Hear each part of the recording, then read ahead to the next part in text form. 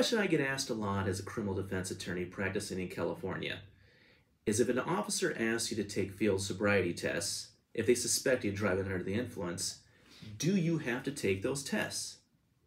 The simple answer to that question is those tests are voluntary. That means you may refuse to take the field sobriety tests. So what are field sobriety tests? Field sobriety tests are a battery of tests the officer gives a person if they suspect they're driving under the influence. There are 3 field sobriety tests that are sanctioned by the National Highway Traffic Safety Administration. Those tests include 1, the horizontal gaze nystagmus test.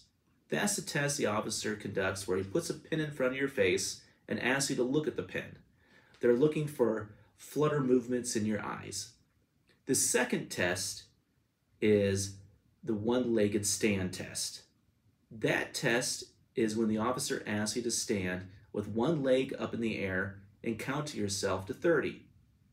The third test the officer may ask you to conduct is the walk and turn.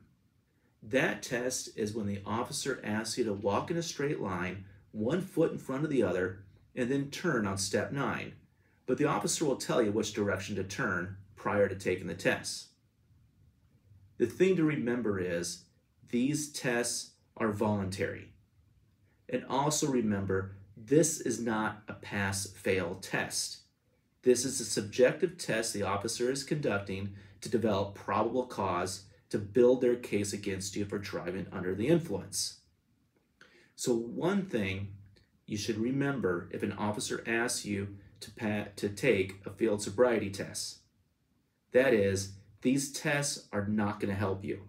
These tests only help the officer build their case against you.